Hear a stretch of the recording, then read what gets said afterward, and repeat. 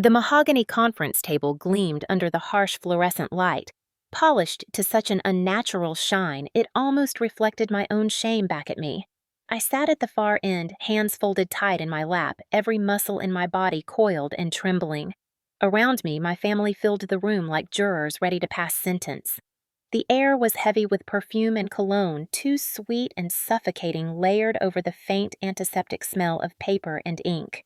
My father, Richard Whitman, leaned forward in his chair, his 66-year-old face carved with lines of pride and contempt in equal measure. His voice cut the silence like a blade. "Julia," he said loud enough for every cousin, every aunt, every distant business partner to hear. "You're useless. You always have been. Let Gregory take over." A ripple moved through the room, stifled gasps, uncomfortable coughs. I felt my ears burn hot, but I forced myself to keep breathing the taste of copper rising in my mouth. My mother, Elaine, adjusted the pearl necklace around her throat and smiled thinly at me. "Don't make this harder than it needs to be, dear," she murmured, as though she were telling me to behave at a dinner table, not watching my life reduced to rubble in front of witnesses. Gregory Whitman, and 34, the golden child leaned back in his Armani suit as if the entire world had been built just to hold him. He tapped his Rolex against the table for effect, then raised his glass of champagne. "To the future," he said with a smug grin. My father stood and placed a symbolic check into his hand, the bold black ink reading $9 million. The room erupted in polite applause, crystal glasses clinking together, laughter rising like smoke. Every clap was a nail hammered into the coffin of my worth. I wanted to scream. I wanted to tell them what I had built the children I taught to paint their grief, the cinder-block classroom filled with colors instead of despair. But my throat closed. I could not find words in that moment, only the pounding of my heart like a fist against my ribs. Gregory turned his head slightly toward me, smirking. "You'll get something, Julia," he said under his breath, just loud enough for those nearby to hear. "A bus ticket back to Boston, maybe." A couple of cousins snickered. I dug my nails into the soft leather of my chair. Across the table, the family lawyer, Mr. Lowell, shifted uncomfortably. His graying eyebrows drew together as he cleared his throat. The applause dwindled the room, settling back into silence, broken only by the ticking of a clock on the wall. He reached into his worn briefcase and laid a sealed envelope in the center of the table. The wax seal gleamed blood red under the light. "There is another matter," he said. His voice was calm, practiced, but I saw the tension in his jaw. "This envelope was entrusted to me by Henry Whitman, your grandfather, before his passing. He insisted it be read after the presentation you have just witnessed." My father frowned, lines deepening in his forehead. "What is this?" he snapped. My mother's hand shot out, resting on his sleeve, but even she looked uneasy. Gregory rolled his eyes, clearly bored, already imagining the ways he would spend the $9 million, new penthouse, new Tesla, more nights bathed in neon and arrogance. Lowell's fingers lingered on the seal, steady but deliberate. "Henry Whitman," he said, left a separate will. In it, he included a clause, a truth clause. "Its instructions may affect the distribution of this estate." For a moment, the room froze. I could hear the hum of the fluorescent lights, the rustle of someone shifting in their chair, the sharp intake of breath from an aunt sitting behind me. My father's voice dropped an octave rough with irritation. "This is absurd. We've already handled the estate." But the lawyer shook his head, sliding the envelope closer to him. "With respect, Richard, you haven't handled all of it. Not yet."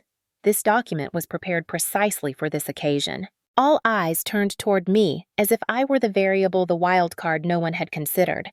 My chest rose and fell rapidly, and in that instant I realized this humiliation might not be the ending they wanted for me. It could be the beginning. Back in Boston, my life looked nothing like the glittering conference room where my family crowned Gregory their heir.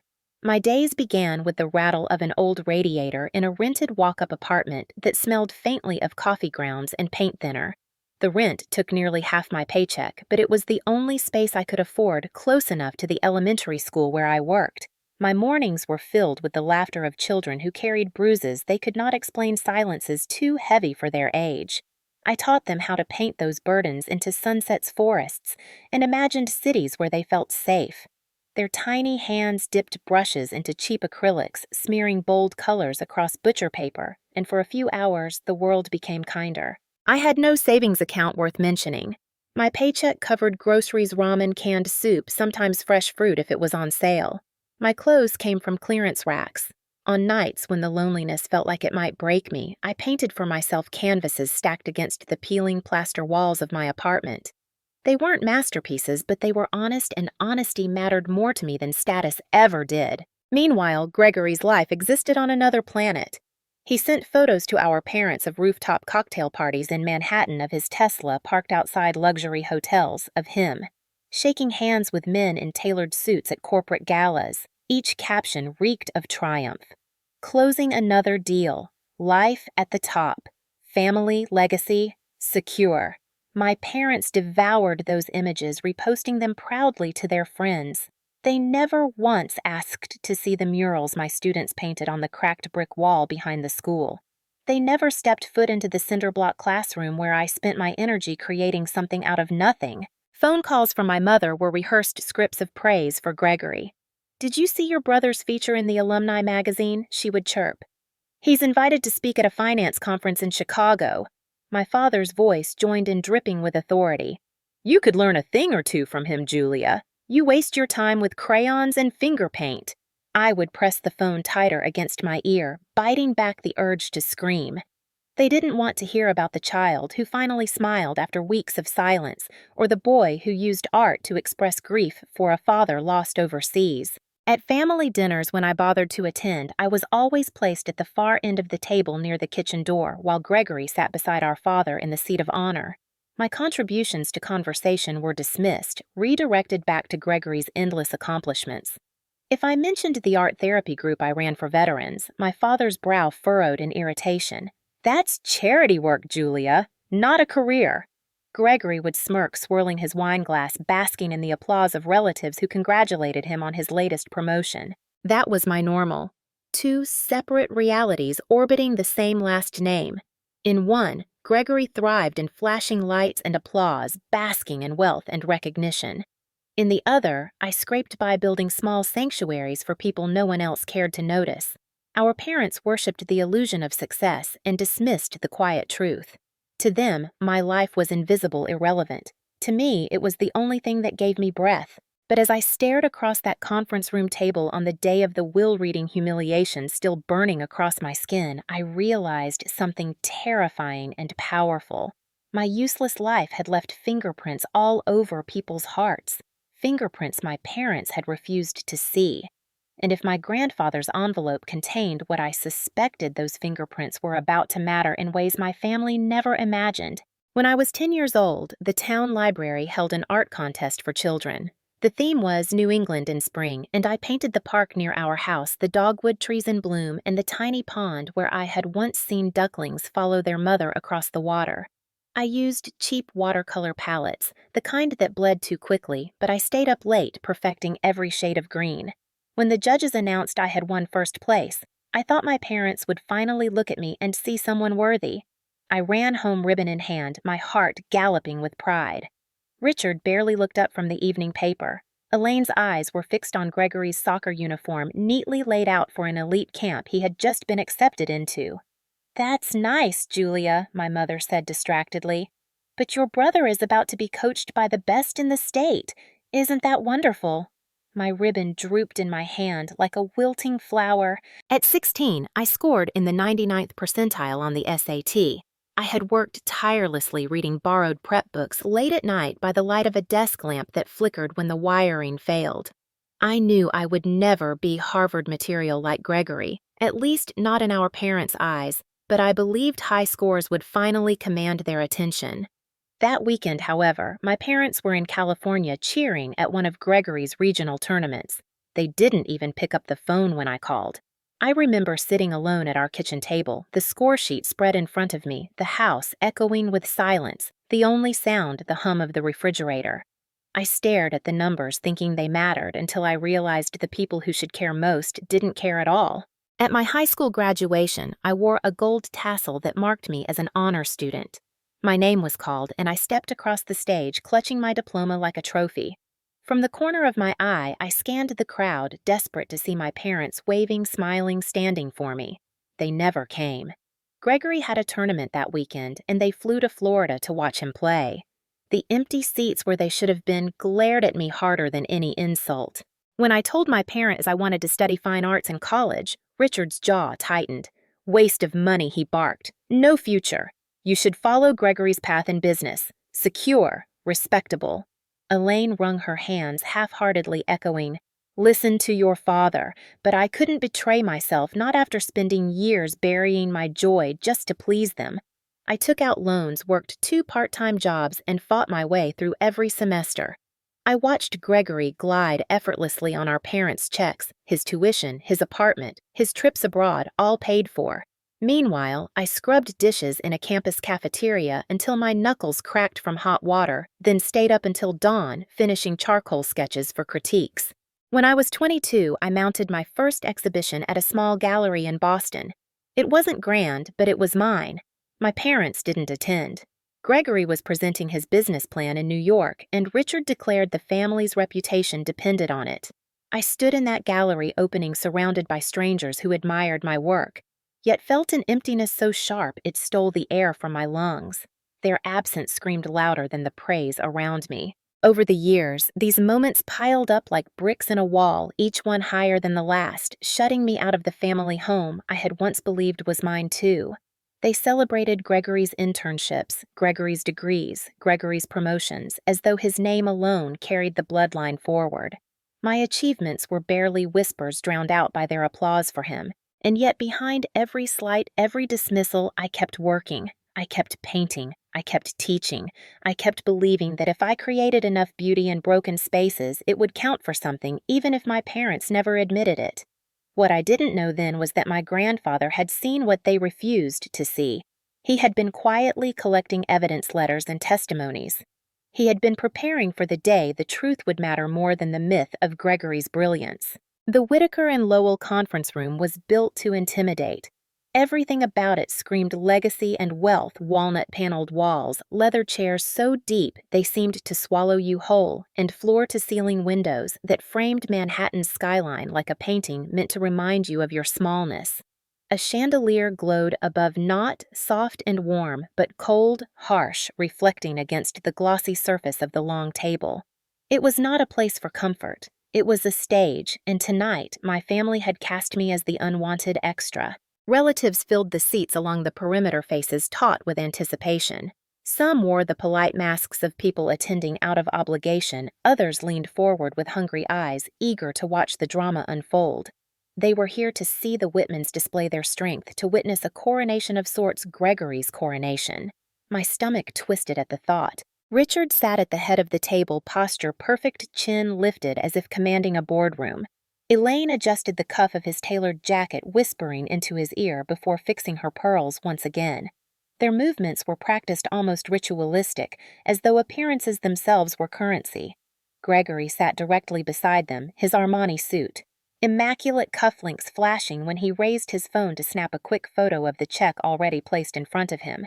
He had the nerve to grin at the camera. "Just a formality," he whispered to a cousin seated nearby. I was seated halfway down the table, placed there deliberately between 2 aunts who avoided meeting my eyes. My chair wobbled slightly, a subtle reminder that even furniture seemed to conspire against me. Every time I exhaled, I caught the faint aroma of champagne from Gregory's glass and the lingering musk of expensive cologne wafting from my father's side of the table. It was suffocating. The lawyer, Mr. Lowell, stood at the end of the table with a leather folder tucked beneath his arm. He looked tired, as if he'd seen too many families tear themselves apart under the weight of money. His gaze flicked toward me once quickly, as if he recognized the imbalance of power in the room, but knew better than to intervene too soon. Richard raised a hand, silencing the scattered whispers around the table. "We are here to finalize what should have been obvious all along," he said. Voice firm, rehearsed, he gestured toward Gregory. "My son has proven himself capable, educated, and deserving. He will continue the Whitman name with dignity and success." Applause followed, polite but eager. Champagne flutes clinked together a manufactured celebration. Elaine smiled sweetly, though her words were edged with steel. "Julia, you should be grateful. Gregory will ensure this family's future. You should step aside gracefully." Her eyes lingered on me with a kind of pity so cutting it drew blood without leaving a wound. Gregory leaned back in his chair, spreading his arms wide as though embracing invisible praise. "Don't look so gloomy, Julia," he mocked. "There's nothing wrong with being the sentimental sibling. Every family needs one." He smirked at the relatives who laughed softly, nervously, as though unsure whether they were supposed to. The humiliation pressed in from every angle. Every breath I took tasted stale like recycled air in a room designed to choke out anyone who didn't belong. I lowered my gaze to my hands trembling faintly in my lap, trying to steady them against the surge of anger building in my chest. But then Lowell cleared his throat, the sound slicing through the manufactured applause like a knife. He set the leather folder down and opened it slowly, deliberately, as if aware of the shift his next words would bring. Before we proceed, he said evenly, "There is a separate document entrusted to me by Henry Whitman, your late patriarch. It must be read tonight in this room in the presence of all assembled." The clinking of glasses stilled. Conversations died mid-sentence. Gregory's smile faltered just slightly. Richard's brow furrowed. Elaine's hand tightened around her pearl necklace. In that instant, I felt it the smallest crack in the armor they had built around Gregory. And for the first time in years, I let myself hope that maybe, just maybe, tonight would not go the way they had planned. The moment Mr. Lowell mentioned my grandfather's envelope, my father cut him off with a sharp wave of his hand. "This is unnecessary!" Richard snapped, his baritone booming across the table. "We already know what Henry wanted. Gregory has been prepared for this role his entire life." His words dripped with finality, as though my existence in the room was an administrative error he was eager to correct. Elaine leaned forward, her pearls glinting beneath the chandelier. Her voice was low, but carried venom just the same. "Julia, you're 29 years old and still renting. What exactly do you own? What have you built?" She didn't wait for an answer, she never did. Her lips curled into a smile meant to look sympathetic, but it landed like a slap. "Gregory carries this family's name with pride. You, on the other hand, hide in classrooms. You waste your time with crayons." Laughter rippled around the table, hesitant at first, then bolder as the weight of my parents' authority granted permission. My face burned as though every chuckle was a spotlight trained on me. Gregory seized the stage like he had been rehearsing this performance his entire life. He raised the glass of champagne again and leaned back in his chair, deliberately casual. "She's always been a charity case," he said loudly, making sure everyone heard. He gestured toward me with a lazy flick of his wrist, the cufflinks on his sleeve flashing. "While I've been building companies, securing deals, carrying our legacy forward, Julia's been finger painting with children, and our parents are supposed to pretend that's equal." The relatives closest to him snickered, emboldened by his arrogance. One uncle murmured, "Well, he's not wrong." Another aunt looked away ashamed, but said nothing. The silence of those who should have defended me cut even deeper than Gregory's cruelty. I gripped the edge of the chair so tightly my knuckles whitened.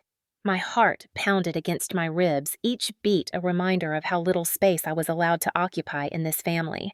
I wanted to tell them about the veteran who had stopped shaking after months of art therapy, the child who had spoken his first words through a painting the hospital ward that looked less like despair because I had given it color, but the words stuck, strangled by humiliation. Richard's voice rose again, sealing my verdict. "You are not capable of handling responsibility, Julia. You never were. You are useless." The word landed like a hammer blow. Useless. It echoed in my ears, bouncing off the paneled walls, reverberating until I thought I might shatter under it. Mr. Lowell shifted uncomfortably, his eyes flicking to me, but his professional mask held. Elaine patted Gregory's arm, her smile radiant, the smile of a mother who believed she had secured her family's legacy. Gregory basked in it, smirking at me across the table. He mouthed the words, "Enjoy the scraps," before turning back to soak in the applause that was already beginning to swell again. Every pair of eyes in that room seemed to pass over me like I was nothing more than an empty chair. I felt myself shrinking, folding inward, my breath shallow. The humiliation wasn't just in their words, it was in the way the room collectively agreed with them, the way my existence had been rendered invisible in real time. And yet, beneath the sting of humiliation, something flickered. A spark I didn't recognize at first, but refused to let die. Because in the silence that followed, I realized something else. They had no idea what my grandfather had left behind.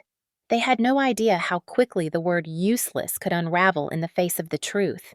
The room was still humming with Gregory's laughter when Mr. Lowell straightened his back and placed his palm firmly over the envelope on the table. The wax seal glistened blood red beneath the chandelier, its presence commanding silence more effectively than any scolding. Slowly, the clinking of glasses faded. Conversations cut off mid-whisper, and all eyes shifted toward the lawyer. "With respect," Mr. Lowell said, his voice even, "we cannot proceed without honoring the instructions of Henry Whitman, your late patriarch. This envelope was entrusted to me personally and was to be read after the initial proceedings." Richard's jaw tightened. "My father was sentimental in his old age. He did not understand what it takes to run a modern estate." He gestured toward Gregory, his hand slicing through the air like a gavel. "This boy has the education, the drive, the respect. There's no reason to drag this out." Elaine chimed in with a weary sigh. "Honestly, Mr. Lowell, Julia doesn't need to be burdened with this. She has her classes. Gregory can handle the rest." Her condescension wrapped around my throat like a noose. But Lowell didn't flinch. His gray eyes met mine for a fraction of a second, a flicker of recognition before returning to the family. "This is not optional," he said firmly. "Henry Whitman prepared this document precisely because he anticipated objections. His instructions are explicit." The envelope was lifted into the light, the crack of wax breaking sounding louder than the laughter that had filled the room moments before. The hush was absolute. Even Gregory, lounging confidently in his chair, straightened just a little, the smirk faltering at the edges. Lowell withdrew a thick set of folded papers. His tone shifted, carrying the weight of my grandfather's authority as though Henry himself had risen from the grave to speak. "This is the last will and testament of Henry Whitman, amended and sealed 2 years before his death.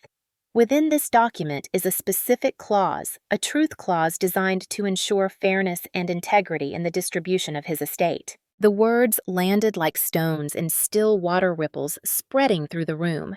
My father leaned forward, incredulous. "A truth clause? What nonsense is this?" Lowell continued, unyielding. "Henry Whitman believed that wealth without humility destroys families. He specified that if any heir demonstrates arrogance, coercion, or deliberate disparagement of another, their inheritance may be nullified. Furthermore, if an heir attempts to manipulate or silence another beneficiary, their portion is to be forfeited and transferred." Gasps echoed around the room. Elaine's face paled beneath her makeup, her hand frozen on her pearls. Gregory chuckled nervously, trying to regain control of the stage. "That's ridiculous! You can't measure humility in a contract." But Lowell pressed on. Henry anticipated that objection.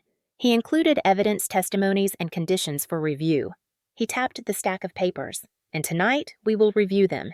I sat frozen, my breath caught in my chest. For years, my voice had been smothered under my parents' dismissals, my brother's sneers, my family's silence. But my grandfather, quiet, watchful, Henry had seen what they never admitted. He had been preparing for this moment for me. Gregory's laugh died completely. His eyes darted toward our parents, a flash of uncertainty breaking through his arrogance. Richard slammed his palm against the table. "This is absurd! My son is the rightful heir!" Mr. Lowell's calm reply sliced the air. "We will let Henry Whitman's words decide that, not yours." For the first time that night, the room tilted ever so slightly in my direction. I could feel the shift, small but undeniable. And though my humiliation still burned beneath it, a new sensation stirred something fierce, something steady. Hope. The weight of the clause hung heavy in the air. For the first time all evening, Gregory shifted in his seat without swagger, his cufflinks no longer flashing triumph but nervously clicking against the glass he held too tightly. Richard's lips pressed into a hard line, his eyes narrowing at Mr. Lowell as if sheer force of will could erase the parchment lying on the table. Then, in a move so swift it startled even me, Richard turned his fury on me. "Julia," he said, his voice low and deliberate, the tone he used when he wanted to frighten board members into silence. "You will sign a waiver tonight. You will renounce any claim to this estate. If you love this family at all, you will not drag us through some sentimental farce concocted by an old man in his decline." My throat tightened. A waiver. Elaine leaned in her perfume, wafting sharp and cloying, her eyes glinting with the same steel she'd wielded my entire life. It's what's best, darling. You don't belong in this arena. You'll only embarrass yourself. Gregory can provide for you if you need help, a little stipend, perhaps. But don't make this ugly. Gregory recovered his smirk, emboldened by their pressure. He slid a folder across the polished wood toward me. Inside, neat papers already bore my name, typed in block letters. Standard legal language, he said casually. All you have to do is sign Jules. One stroke of the pen and you won't have to sit through the humiliation of hearing just how little you matter. Take the out while you can. My hands trembled not from fear but from the sheer audacity. I glanced around at the table. Aunts, uncles, cousins, all watching, all silent, their faces masks of discomfort. Not one person spoke for me. Not one dared challenge the power my parents wielded like a club. Mr. Lowell cleared his throat, but Richard raised a hand, silencing him. "This is family business," my father barked. "Stay out of it." "Family business," I repeated, my voice breaking before hardening. "You mean intimidation. You mean erasing me. You've been doing it my entire life." Elaine's smile thinned, revealing the predator beneath. "Julia, don't dramatize. You've always been fragile. We're protecting you from yourself." Her words sliced deeper than the waiver ever could. Fragile, useless, invisible. Every label they'd ever branded me with condensed into this moment. I picked up the pen. Gasps rustled through the room as relatives leaned forward, certain they were about to see me fold. My parents watched with triumph, Gregory with smug relief. But as I held the pen above the paper, I felt the weight of my grandfather's envelope like a steady hand on my shoulder. He had seen me. He had planned for me. I set the pen down not on the signature line, but firmly across the text like a barricade. "No," I said louder than I expected. My voice cracked, but it carried. "I won't sign away the only chance I've ever had to be heard. Not this time." The room erupted in murmurs, chairs creaking as relatives exchanged shocked looks. Richard's face flushed crimson. Elaine's mouth tightened to a thin slash, and Gregory muttered a curse under his breath. Mr. Lowell seized the moment, sliding the waiver back toward me and closing the folder. "Then we proceed," he declared. His voice was calm, but I caught the flicker of approval in his eyes. For the first time, I had chosen defiance, and though my heart pounded, though my parents glared as if I had just committed treason, I felt something bloom in my chest that had been buried for decades resolve. The air in the room turned brittle, as if the very walls were holding their breath. Mr. Lowell adjusted his glasses, then lifted the thick stack of papers my grandfather had left behind.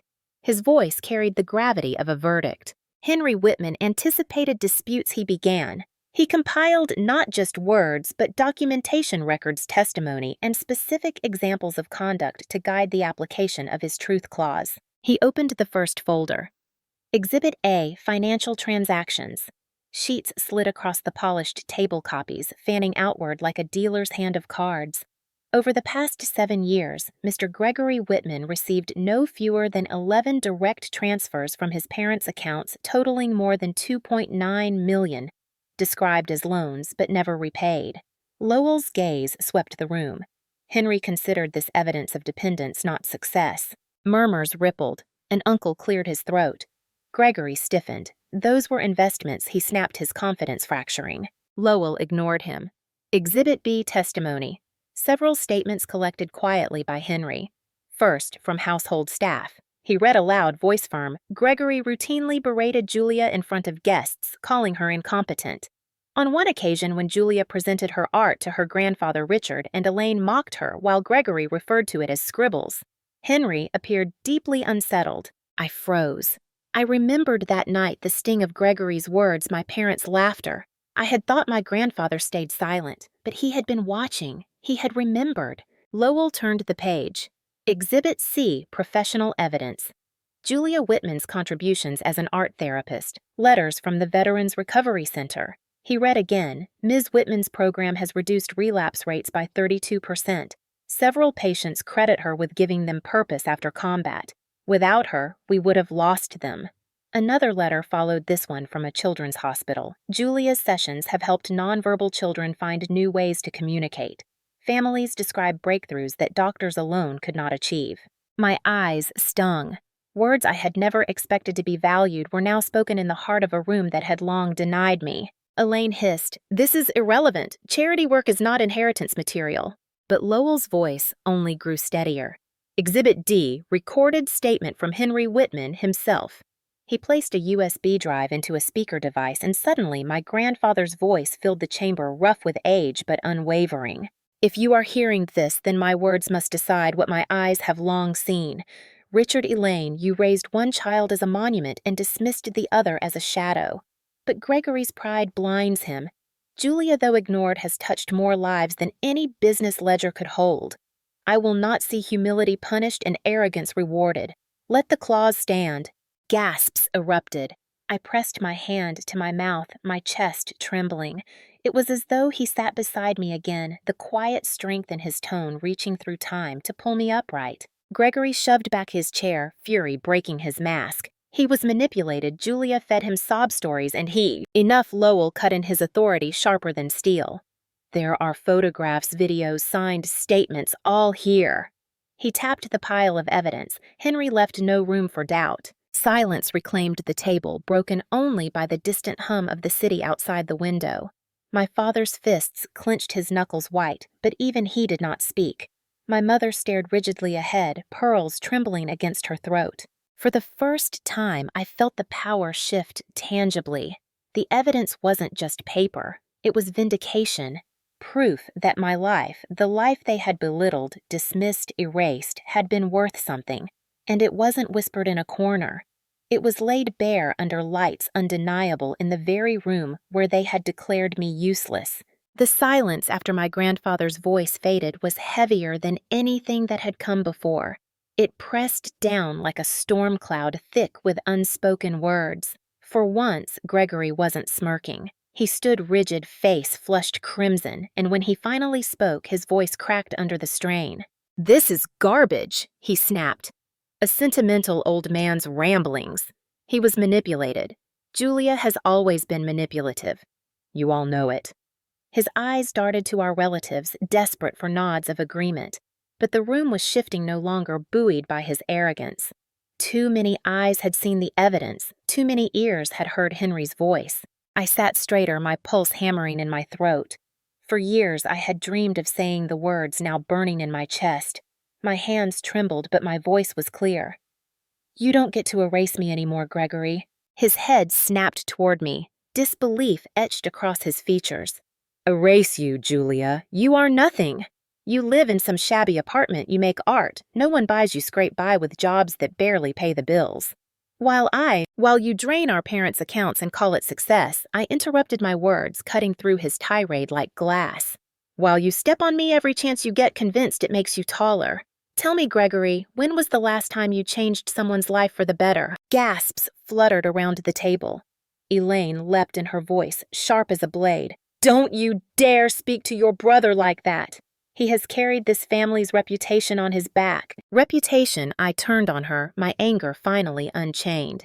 "You mean dinners with people who laugh at his jokes while you pour their wine. You mean photo ops in expensive suits. What about the nights you left me alone while you followed Gregory to every game? Every award, every triumph? What about the nights I cried myself to sleep because the only way you looked at me was with disappointment?" Elaine's mouth opened, but no sound came out. Her hand clutched her pearls so tightly I thought the string might snap. Richard slammed his fist against the table. "Enough of this. Gregory is my heir. This circus ends here." But Lowell's calm voice rose above the thunder. "With respect, Mr. Whitman, this is not your decision. It is Henry's, and his clause is explicit. Behavior tonight will weigh heavily." The room froze. Every eye flicked toward me, then toward Gregory. And for once, the advantage was mine. Gregory sneered, stepping closer, his voice dropping to a hiss, meant only for me. "You think this changes anything? They will never choose you. You're a parasite, Jules." I stood meeting him eye to eye.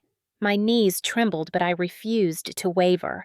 Maybe they won't. But Henry did. And the difference is his choice wasn't based on pride or appearances. It was based on truth. The lawyer's words from earlier echoed in the silence. Humility rewarded arrogance, punished. And in that moment, with Gregory's rage radiating off him and my parents' silence condemning them as much as their words ever had, the truth couldn't have been clearer. I raised my voice not just for him, but for every relative in that room who had stayed silent too long. I am not useless. I never was. I just wasn't useful to you. But Henry saw me. And tonight, so will everyone else. The words rang out trembling but undeniable. For the first time in my life, I did not feel like a shadow. Gregory's face twisted a storm of fury and panic. He lunged forward, slamming his hand down near mine on the table, the force-rattling glasses. "You'll regret this," he spat. But the lawyer's calm, steady voice ended it. "On the contrary, Mr. Whitman, tonight the only person at risk of regret is you." And just like that, the confrontation ended, not with my silence, but with my voice finally unbroken. Mr. Lowell did not rush. He let the silence linger after Gregory's outburst, a silence that felt like a sentence already passed. Then, with deliberate care, he placed the remaining pages of the testament on the table, each movement precise, each word to come carrying the weight of my grandfather's will. "Henry Whitman left no ambiguity," Lowell began. "His clause was not merely symbolic, it was binding, and his conditions have been triggered." Elaine's sharp intake of breath sliced the air. Triggered by what? Lowell's gaze was steady. By the behavior in this very room. Henry anticipated coercion, arrogance, disparagement. Tonight, we witnessed all three documented, witnessed by dozens, and recorded as part of these proceedings. Therefore, under the terms of the truth, clause Gregory Whitman's claim is nullified. The words dropped like a thunderclap. The table erupted in whispers, chairs scraping against marble as relatives leaned forward, eyes wide. Gregory shot to his feet, his face contorted. "You can't do this. I'm the rightful heir." Richard surged up beside him. "This is madness. My son has worked for this." Lowell raised his hand, calm but commanding. "Mr. Whitman Henry foresaw your protests as well. To you and your wife, he left personal allowances sizable but separate. The controlling stake of the estate, the trust and the primary properties are directed elsewhere." I sat frozen, the blood roaring in my ears. Every eye turned toward me, but I didn't dare believe it until I heard the words spoken aloud. "Effective immediately." Lowell continued, his voice steady as stone. "The controlling share of Whitman Holdings, as well as the trust valued at $9 million, passed to Julia Whitman." The room gasped. My heart stuttered. The ground beneath me seemed to tilt. For a moment, all I could hear was the echo of my parents' favorite word for me, useless colliding with the thunder of my grandfather's final choice. Elaine's hand flew to her chest, her pearls rattling. "Impossible. She isn't capable. She'll ruin everything." Gregory's fists clenched. "This is theft. It's fraud." She manipulated. Lowell's voice cut him down. "There is no fraud. There is foresight." Henry gathered evidence meticulously. This decision was not made in haste nor in blindness. It was deliberate. And it is final. Richard's face turned scarlet, his fury uncontainable. "We'll contest it. We'll drag this through every court in the state." Lowell met his glare without flinching. "You may attempt, but Henry's clause was reviewed, notarized, and reinforced by multiple legal counsels. Contesting it will only reveal further evidence of coercion and may forfeit even your allowances." The threat landed. For the first time, Richard faltered, his mouth opening only to close again, the fight slipping from him in cracks of silence. I sat trembling, my hands gripping the chair arms, torn between disbelief and the sudden weight pressing onto my shoulders. It wasn't triumph I felt, not yet. It was shock, raw and staggering. Lowell turned to me, his tone softening almost imperceptibly. "Julia Henry trusted you not because of wealth, but because of impact. He saw in you a capacity for stewardship beyond profit margins. This estate is yours to direct." The words sank in slowly like dawn breaking after too many nights. Me, the one dismissed, erased, belittled, was now the heir. Not because I shouted the loudest, but because someone had finally measured what mattered. Gregory's chair screeched as he shoved it back. He jabbed a finger at me, his voice a roar. "You think you've won? You can't handle this. You'll crawl back to me when it collapses, begging for help." I stood. My knees were weak, my breath uneven, but my voice was steady. "No, Gregory, I'll never beg you again." The room fell silent, every whisper smothered by the clarity in my words. For the first time in my life, I was not the shadow in Gregory's light. I was the one holding the legacy, the one chosen to carry it forward. And for the first time, they all had to see me. The verdict hung in the air like smoke after a cannon shot. Nobody moved at first, as if the room itself was stunned. Then the chaos erupted. Elaine rose so quickly, her chair toppled backward. "This is disgraceful!" she shrieked, her carefully controlled voice cracking with venom. "Julia cannot manage millions. She can't even manage her own life." Her hands shook as she jabbed toward me. "She'll squander everything. Henry built, turn it into charity projects for misfits and failures." Relatives flinched at her words, but no one moved to stop her.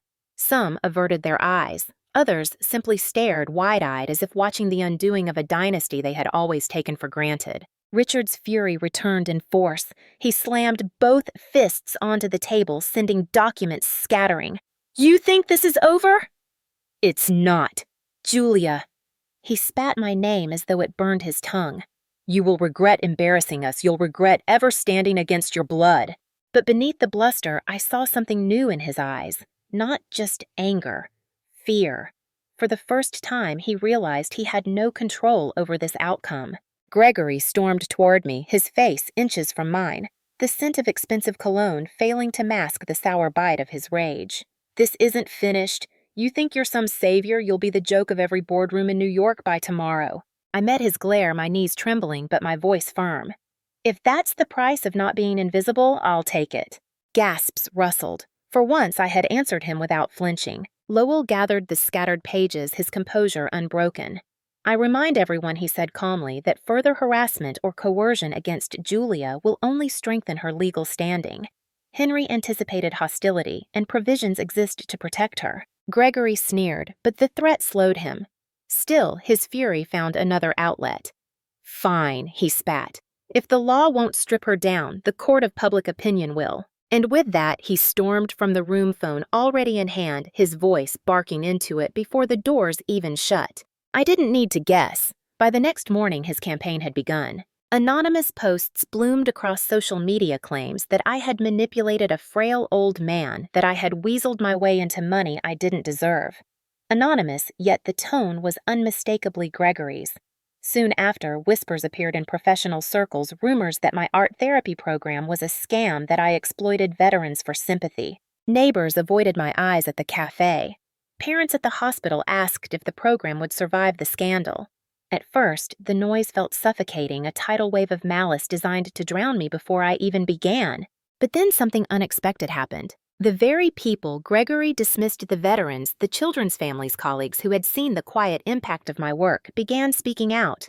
Testimonials surfaced not just in letters, but in videos, photos, heartfelt stories. A veteran described how my program had kept him from ending his life. A mother showed a clip of her once silent daughter, now painting with laughter. The truth spread not as defense, but as living evidence. And for every smear Gregory launched, another voice rose to counter it. The narrative shifted slowly but undeniably. Still, the family backlash was relentless. Elaine refused to take my calls, sending only scathing emails accusing me of betrayal. Richard's threats of lawsuits continued, though, with less conviction as Lowell's legal warnings piled up. At night, my phone lit with dozens of missed calls from unknown numbers, each one I knew part of Gregory's attempt to break me. But for the first time, I didn't feel alone. Because alongside the vitriol were messages of support. Strangers, patients, even distant cousins I'd barely known. They told me I wasn't useless. They told me I was seen. And slowly I realized Gregory had been right about one thing. The world would be watching me. But not in the way he imagined. The weeks after the verdict unfolded like a storm, giving way to morning light. The noise of Gregory's smear campaign still roared on the edges, but it no longer drowned me. For the first time, I wasn't living in the shadows of their words, I was living in the truth of my own. Lowell's office handled the legal transfers with clinical precision, the controlling stake in Whitman Holdings, the trust, the properties. Numbers I could barely comprehend now had my name beside them. Yet instead of intoxication, I felt weight, a responsibility heavier than any insult I'd carried. I didn't celebrate with champagne in some Manhattan penthouse. I returned to the hospital art room. the same cracked linoleum floors, the same battered brushes and jars of tempera paint. But now, when I laid out supplies for the children, I didn't worry about scraping together donations. When I sat with the veterans guiding their trembling hands across canvases, I didn't fear the program would be cut. For the first time, I had the power to secure what mattered. Word spread quickly. Reporters called hungry for spectacle, for feuds and betrayal.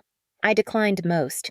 When I did speak, it wasn't about Gregory or my parents. It was about the kids, the soldiers, the quiet lives my grandfather had noticed. Impact, I told them, is the only legacy worth fighting for. Gregory hated that more than anything. His attempts to paint me as a fraud faltered against a wall of living proof. Each smear was answered with a face, a story, a life changed. The more he shouted, the smaller he became. My parents remained silent, their pride too calcified for apology. Once Elaine left a voicemail, her tone brittle. "You think this will last? Families don't survive betrayal." I listened only once, then I deleted it. Because she was right about one thing: we would not survive as a family. But that was no longer my failure to carry. Instead, I built something new. I established the Henry Whitman Foundation, named not just for my grandfather, but for the truth he insisted on. Its mission was simple: to fund programs that measured worth not in profit margins, but in lives touched. Scholarships for art therapy, grants for community initiatives, resources for underfunded hospitals. At the launch event, I stood beneath a modest banner, my voice trembling but steady. Veterans filled the front rows, children sat cross-legged on the floor with paint smudges on their cheeks. Nurses and doctors lined the walls. They applauded not for me, but for the promise of what we could build together. For the first time, applause didn't sting with comparison. It lifted me. Months later, I learned Gregory had left the city, his debts mounting, his allies thinning. Rumor said he was working under someone else's name, stripped of the spotlight he once demanded. I didn't celebrate his fall. I didn't need to. Justice had already been served in the quietest, loudest way possible. Truth exposed arrogance undone. And Richard and Elaine. They remained in their mansion, the curtains drawn, their Christmas parties smaller, the sparkle dimmer. They never reached out again. Perhaps one day they will. Perhaps not. But my life no longer circles their orbit. Because I am not useless. I never was. I look back now and see the arc of it all: the nights of tears, the years of dismissal, the single envelope that shattered decades of silence. My grandfather's voice still echoes in my mind. Julia has touched more lives than any business ledger could hold. He was right. That truth became my compass. When people ask me what I did with the inheritance, I tell them the truth. I turned it into brushes, colors, scholarships, and chances.